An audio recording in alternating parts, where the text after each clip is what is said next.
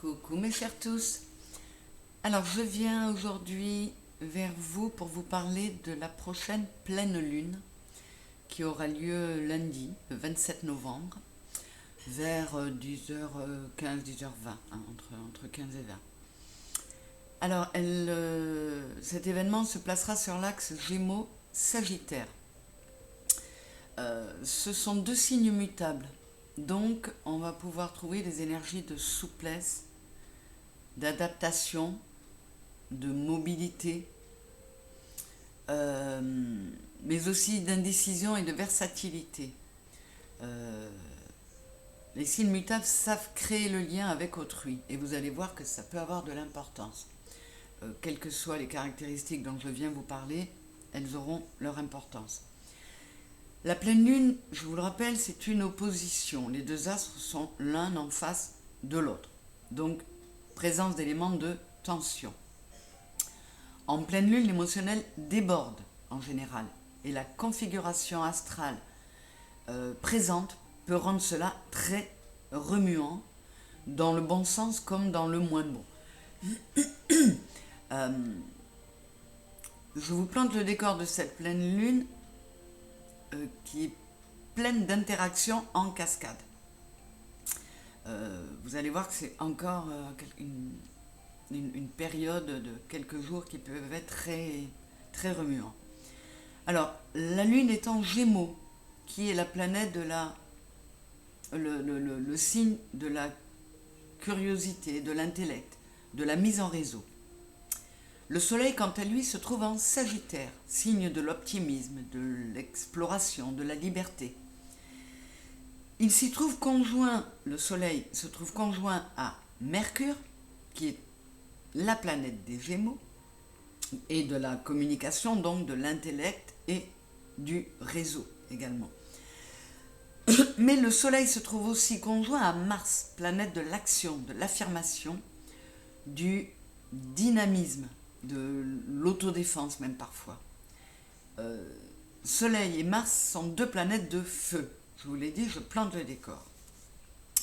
Vous l'aurez donc compris, il y aura de l'élan vers autrui, de l'action, une énorme énergie de mise en lumière, de mise hors de soi, dans un désir de communiquer et d'extérioriser nos émotions et nos sentiments. On pourrait avoir envie de sortir ce qu'il y a à sortir, absolument.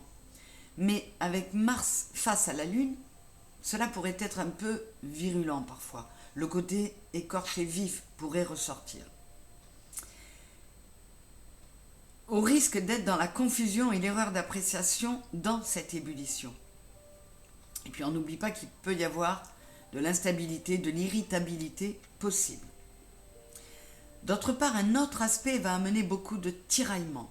En effet, les deux luminaires et leurs conjoints vont former un carré à Saturne, planète du contrôle, de la maîtrise, de la patience. Saturne s'accroche aux croyances anciennes alors qu'il nous faut nous en défaire. Cela va constituer une résistance à ce besoin d'expression et d'extériorisation en présence. Il faut même stopper net certains élans, d'où une certaine frustration. Cette résistance aura toutefois du positif puisqu'elle va calmer un peu ce Soleil-Mars en opposition à la Lune. Mais il y a d'autres aspects qui font que cette extériorisation aura lieu, quoi qu'il en soit. De par un semi-sextile de Mars à Pluton, Pluton avec laquelle la Lune est en trigone. Ainsi, la transmutation aura lieu, malgré la résistance saturnienne et la modération qu'apportera Jupiter, qui est là aussi placé en Taureau et qui est le maître du Sagittaire. Il va nous pousser à contenir, à garder les acquis émotionnels. Donc comme vous le voyez, cela pourrait encore secouer pas mal.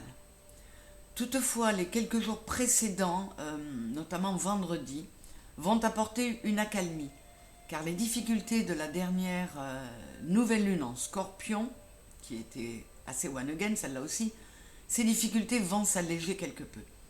Avec l'arrivée en Sagittaire, il y aura moins de morosité les énergies vont être plus joyeuses et plus détendues. Alors, je vous l'ai dit, vous le savez, je ne suis pas astrologue, donc je ne vais pas regarder tous les aspects, je ne vais pas vous parler de toutes les planètes. Je vais seulement vous donner quelques conseils pour nous aider à passer cette période encore très énergique. Donc les conseils pour passer ce nouveau cap sans trop de casse entre guillemets, bien il va falloir lâcher le plus possible. Il faut extérioriser, il faut se libérer, lâcher le plus possible tout ce que l'on a au fond de nous, notamment sur nos croyances profondes. Et il va falloir savoir nous exprimer, communiquer, mais sans trop d'excès, en gardant un certain contrôle, pour ne pas être dans l'attaque ou la critique de l'autre, sans céder à la colère surtout. Donc vous voyez que c'est encore pas mal de tiraillements et de remue-ménage intérieur. C'est vraiment, on est dans une phase où ça remue très régulièrement. On n'a pas le temps de finir un boulot qu'il y en a un autre qui arrive. Si l'on fait la réduction de cette date du 27 novembre 2023, on arrive au 18, c'est l'arcane du tarot, la lune. Eh oui.